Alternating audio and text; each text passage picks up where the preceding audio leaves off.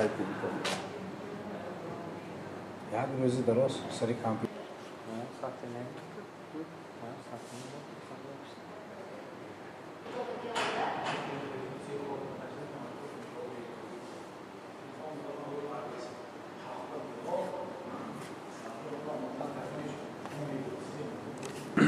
ما الان در نمایشی اکسپوزیسیونی آثارخانه تاریخی ولایت سوخت قرار داریم که در اینجا نمایشی لباس‌های ملی عنعنوی تاجیکان به معرض تماشا گذاشته شده‌اند که طبق دستور و سفارش‌های سرور دولت محترم امام علی رحمان برای احیای هنرهای ملی تاجیکان، هنری ملی تاجیکان، لباس‌های عنعنوی ملی تاجیکان به معرض تماشا گذاشته شده است، تأسیس داده شده است. در آثارخانه تاریخی ولایت سوخت تأسیس داده شده است.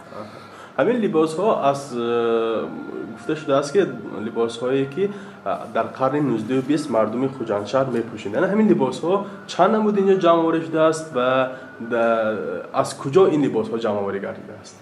این لباس ها اساساً نمودشان جدا هم بسیار که از سالهای طولانی از مردم جمع آوری کرده شده است که این نمایش از فوند آثارخانه، البته گفته گذشته ما در کار، از فوند آثارخانه به نمایش گذاشته شده است که در اینجا کمزوری زنانه، چپانهای زنانه، در اینجا رویمالهای زنانه که زنها رویمالها به خود خود هم تقسیم می شوند که زنها به سین و سالشان نگاه کرده می بسته به سرشان می گرفتگی. البته مردم می بیارن، البته از بابا کلان یا از بیبی هاشان که به آنها مانده است به آثارخانه آورده، بعضی هاشان می سپارند، بعضی هاشان رایگان تقدیم می کنند، بعضی ها به این مبلغ می سپارند. البته که خریدار آثارخانه این را خریداری می کنند. این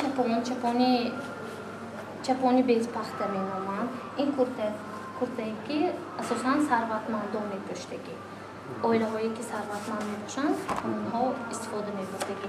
این قرصی رژیم نام دارد که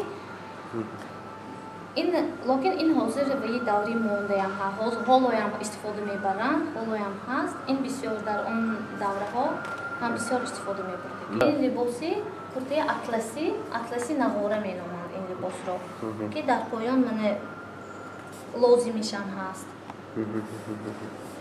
اینه کی ها میپوشیدگی این لباس مثلا؟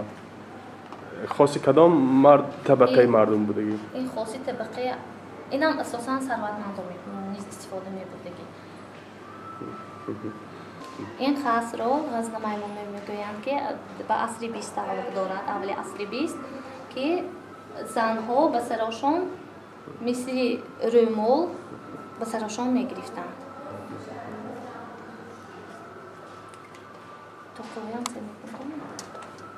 این جامعه مردانه نیم ابریشمی مینامند که این جامعه را هم اساساً ثروتمندان استفاده می‌بردند. در کدام عصر؟ در عصر 19 استفاده می‌بردند. در عصر 19 این مثلا لباسی بهارانه است یا زمستانه است؟ نه، البته این بهارانه چون که بپخته.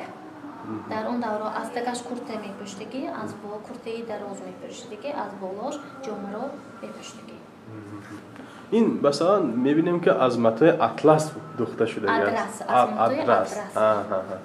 یعنی که اطلس همین خاص لباس‌های زنانان نیست؟ در همون دوره همین خیلی بودگی؟ نه، اطلس خاصی لباس‌های ملی تاجیکان حساب می‌شده که هم مردها می‌پوشیدگی هم زنها، لکن با نقش و نگارش مردها یا زنها فرق می‌کرده. نقش و نگار و از دخترش فرق می‌کرده که البته این مردانه چه خیلی که حالا هم مردانه البته و یا شای فرقیتش های این هم فرق می‌کرده.